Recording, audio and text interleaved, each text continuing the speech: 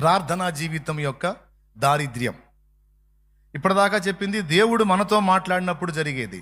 దేవుడు మనతో మాట్లాడినప్పుడు జ్ఞానం అబ్బుతుంది, మనం ఆత్మను పొందుతాం. మూడవది జీవాన్ని పొందుతాం, దేవుడు తన స్వరాన్ని విప్పినప్పుడు. సో దేవుడు ఏం చెప్తాడు? రెండు చెప్తున్నాడు. నేను మీతో మాట్లాడటం కాదు, మీరు కూడా నాతో మాట్లాడాలి అంటున్నాడు ఆయన. మీరు కూడా నాతో మాట్లాడాలి. చాలా కీలకమైన విషయం మీ దృష్టికి తీసుకొస్తాను నేను. ప్రార్థించడం అనేది ఎంత ప్రాముఖ్యం. ప్రార్థన దేవునితో మనం మాట్లాడటం కూడా జీవానికి సంబంధించిన అంశమేనని మీకు తెలుసా? దేవునితో మనం మాట్లాడటం కూడా, దేవునితో మనం ముచ్చడించడం కూడా మనకే బల సంవర్ధకం అని మీకు తెలుసా?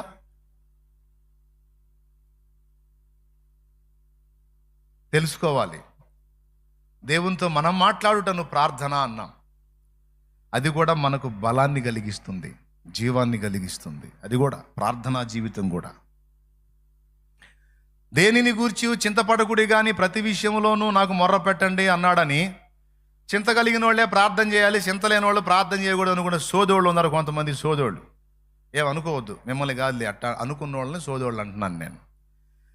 మీరు దేని గురించి చింతపడకుడి కానీ ప్రతి విషయంలోనూ నాకు మొర్ర పెట్టండి అంటే అగసాట్లు ఉన్నోళ్ళు, బాధలు ఉన్నోళ్ళు, చింతలు ఉన్నోళ్ళు, ఇబ్బందులు ఉన్నోళ్ళు మాత్రమే ప్రార్థన చేయాలి. మనకు అలాంటివి ఏమి లేవు కాబట్టి దేవుడి దయ వల్ల మనం అంతా బాగున్నాం కాబట్టి మనకు అంత ప్రార్థనా జీవితం అవసరం లేదు అనుకుంటున్నారు. కాదు కాదు కాదు. చింతలు రెండు రకాలు. ఒకటి భౌతికమైన చింత, రెండు ఆధ్యాత్మిక చింత. పౌలు గారు నాకు అన్నానికి లేదని చింత చెప్పలా, నా శరీరంలో బలహీనత ఉంది అందుకని చింతపడుతున్నానని చెప్పలా, నాకు వస్త్రహీనత ఉంది అందుకని చింతించుచున్నానని చెప్పలా. ఆ విషయాల్లో నువ్వు నేను చింతపడితే పౌలు ఏమన్నాడు తెలుసా? దేని గురించి చింతపడకుడు కానీ ప్రతి విషయాన్ని ప్రార్థన విజ్ఞాపనలో దేవునికి చేయండి, ఆయన మిమ్మల్ని గూర్చి చింతించుచున్నాడు, డోంట్ వరీ అని మనకే చెప్పాడు.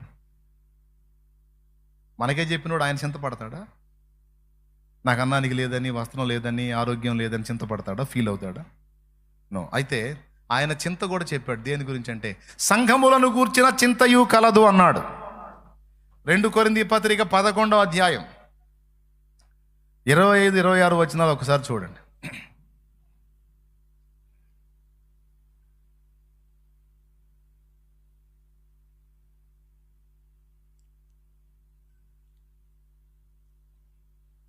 చివరిలో ఒక ముఖ్యాంశం చెప్పి నేను ముగిస్తాను, తొందరగా చదవండి. 2 కొరింథీ పత్రిక 11వ అధ్యాయము 26 చదువు. అనేక పర్యాయములు ప్రయాణములు 27 చదువు.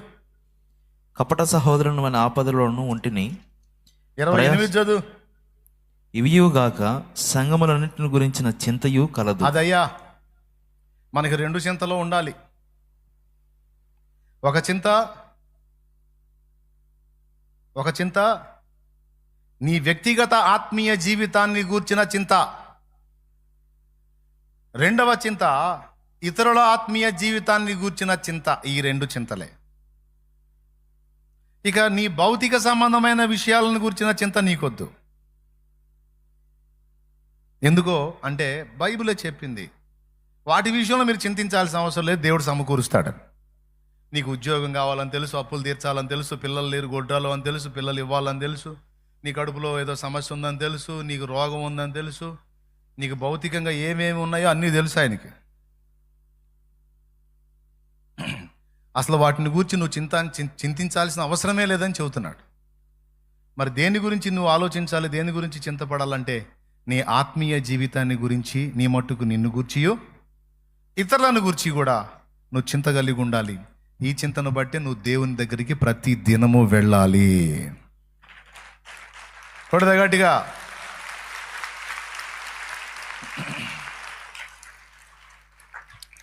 సరే నేను వెళ్ళి ప్రార్థనలో నా భౌతికమైన అవసరాలు కూడా అడుగుతానంటే అడగమని చెప్పాడు. అది కూడా ప్రార్థనా విజ్ఞాపనల చేత ప్రతి సమస్యను గూర్చి దేవునికి మొరపెట్టుకోమన్నాడు.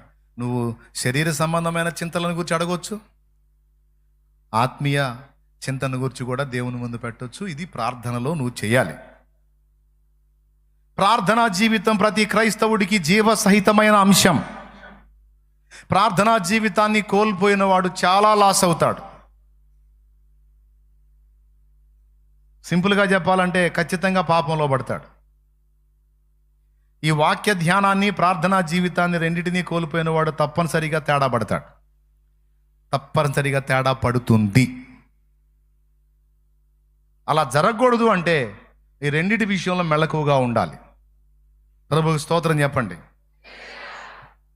ప్రార్థన మనం మొర్రపెట్టినప్పుడు నిశ్చయంగా దేవుడు ఆలకిస్తాడు. మనం మొర్రపెట్టినప్పుడు దేవుడు ఖచ్చితంగా ఆలకిస్తాడు. నీకు తెలుసా? మన ప్రార్థన ఎంతో నిశ్చయంగా వింటాడంటానికి మీకు నిరూపణ. దెయ్యాలు ప్రార్థన చేసినా కూడా దేవుడు విన్నాడు. నమ్మగలరా? దెయ్యాల ప్రార్థన కూడా దేవుడు విన్నాడని మీరు ఎరుగుదురా? లూకాసు వార్త 8వ అధ్యాయము 27వ వచనం చదువు. ఆయన ఒడ్డున దిగినప్పుడు ఆ ఊరివాడొకడు ఆయనకు ఎదురుగా వచ్చెను. వాడు దెయ్యములు పట్టిన వాడై బహుకాలము నుండి బట్టలు కట్టుకొనక సమాధులలో గాని ఇంటిలో ఉండువాడు కాడు. సమాధులలోనే గాని ఇంటిలో ఉండువాడు కాడు. వాడు యేసును చూచి కేకలు వేసి ఆయన ఎదుట సాగిలపడి, యేసు సర్వోన్నతుడైన దేవుని కుమారుడా, నాతో నీకేమి? నన్ను బాధపరచుకుమని నిన్ను వేడుకొనుచున్నానని కేకలు వేసి చెప్పెను. బాధపరచుకుమని వేడుకున్నాను అన్నాడు. అంటే మొత్తానికి వాడికి ఏదో బాధ కలుగుతుంది. ఒకటి ఎలయనగా ఆయన ఆ మనుషుని విడిచి వెలుపలికి రమ్మని ఆ అపవిత్ర ఆత్మలకు ఆజ్ఞాపించింది. అది అనేక పర్యాయములు వారిని 30వ వచనం చదువు. యేసు నీ పేరేమని వారిని అడుగగా చాలా దెయ్యములు వానిలో చొచ్చి ఉండెను గనుక వాడు తన పేరు సేన అని చెప్పి పాతాళములోనికి పోవుటకు తమకు ఆజ్ఞాపింపవద్దని ఆయనను వేడుకొనెను. రెండో వేడుకోలు. మొదటి వేడుకోలు నన్ను బాధపరచకు. రెండో వేడుకోలు పాతాళములోనికి పొమ్మని ఆజ్ఞాపించవద్దు. ప్రేయర్ రిక్వెస్ట్లు 2. మూడవది కూడా ఉంది చూడు. అక్కడ విస్తారమైన పందుల మంద కొండ మీద మొయిచుండెను గనుక వాటిలో చొచ్చుటకు తమకు సెలమిమ్మని ఆయనను వేడుకొనగా. మూడో వేడుకోలు చూడు. దయ్యాలు వేడుకుంటున్నాయి అంటే ప్రార్థిస్తున్నాయి. మరి ఆ 3 విషయాలు విన్నాడా లేదో చూడు, చదువు. ఆయన సెలవిచ్చును. నేను అందుకే అప్పుడప్పుడు సైతాన్ గాడి కూడా అప్పుడప్పుడు చెబుతూ ఉంటాను. వాడికి చెబుతా, ఒరే దరిద్రుడా, ఇప్పుడు కూడా ఛాన్స్ ఉందిరా, మారు మనసు పొంది పాపాలు ఒప్పుకుంటే నువ్వు ఇంకా నరకానికి పోలేదు, ఇప్పుడు కూడా నీకు ఛాన్స్ ఉందనేది. అంటే చూడండి, దయ్యాలు ప్రార్థించినా సరే ఆయన వేడుకుంటే చాలు, ఆయన ఉత్తరం ఇస్తాడు. నువ్వు నీ బైబిల్లోనో లేదా నీ నోట్స్లోనో ఈ మాట ఒక సూక్తిలాగా రాసుకో. లూకాసు వార్త 8:30 దయ్యాల ప్రార్థనే విన్న దేవుడు నా ప్రార్థన వినడా? ఏం దెయ్యం కాడికి మరి రోసేసిందన్నా నేను? రోసేసినోడినా నేను? రాయి ఏం పోయింది? రాయి విశ్వాసం దృఢంగా ఉంటుంది. దేవునికి స్తోత్రం కలుగును గాక. దెయ్యాల కంటే రోజేసిన బతికేం కాదు కానీ అది అనుకోవాలి, పోవాలి, ప్రార్థన ఏకాంతానికి వెళ్ళాలి. మరి దెయ్యం అంత దరిద్రం అయితే కాదుగా ప్రభా. దెయ్యాల ప్రార్థనే విన్నప్పుడు నా ప్రార్థన ఎందుకు నువ్వు వింటావు? దెయ్యాలే వచ్చి చెబుతాయి, నీ దగ్గరకు వచ్చి చెబుతాయి. నువ్వు బలహీనమైన ఆలోచనలు కలిగిన వాడివి, నువ్వు నోరు కుదరదు, నువ్వు చేయి జారుతావు, నువ్వు కాలు జారుతావు, కన్ను జారుతావు అంటే ఆ మాట దెయ్యాలు ప్రేరణ కలిగిస్తాయి కదా. అప్పుడు దెయ్యాలతో చెప్పాలి, మీ కాడికి రోసేసినోడు నేను కాదు. ఏమనాలి? మీ కాడికి రోసేసినోడు కాదు కదా నేను. మరి మీ ప్రార్థనే విని ఆయన జవాబు ఇచ్చినప్పుడు నా ప్రార్థన ఎందుకు వినడు? నోరు మూసుకొని పొండను. స్తోత్రం. ఏమైనా అర్థమైందా మీకు?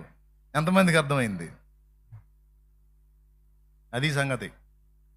దయ్యాల ప్రార్థన విన్న దేవుడు. మరి దయ్యాల కాడికి దరిద్ర బతుకమ్మందే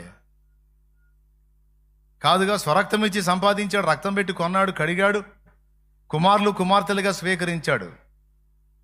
అయ్యన్న వెలివేయబడ్డాయి. మనం కొడుకులం కూతుళ్ళం. అయ్యక్కడ మనం ఎక్కడ? వాడి ప్రార్థనే విన్నోడు మన ప్రార్థన ఎందుకు వినడు? అసలు ఇది ఒక్కటి ఊహించుకుంటే, ప్రార్థనకు పోయేటప్పుడు ఇది ఒక్కటి ఊహించుకుంటే ఎంత బలం వచ్చిద్దో, ఎంత విశ్వాసం వచ్చిద్దో, ఎంత నిశ్చయిత వచ్చిద్దో ప్రార్థనకి. దేవునికి స్తోత్రం కలుగును గాక. హల్లెలూయా చెప్పండి. చెప్పు ఇంకోసారి గట్టిగా. అవునా? ఇలా కొంతమంది ఇంకా ఇతర వ్యక్తులు, డేంజర్ వ్యక్తుల ప్రార్థనలు కూడా విని జవాబు ఇచ్చాడు. అంత చండాలు పోళ్ల ప్రార్థనలే విని జవాబులు ఇచ్చినప్పుడు మన ప్రార్థన విని జవాబు ఇవ్వడు. కొంతమందికి ఏం డౌట్ ఏదో అడుగుతున్నాను కానీ అన్నయ్య ఏందోలే అన్నయ్య ఎటు తిప్పుతూ ఉంటారు. చేస్తారు కానీ నిశ్చయిత ఉండదు. ఇక నుంచి నిశ్చయిత. దెయ్యాల ప్రార్థన విన్నప్పుడు మరి విన్నాడా లేదా వాటి ప్రార్థన? పందుల్లో సరే పొండి అన్నాడా లేదా? అన్నాడా లేదా? వామ్మ ఏందండి ఏం మూలగరు అన్నాడా లేదా? పోయినాయా లేదా? అది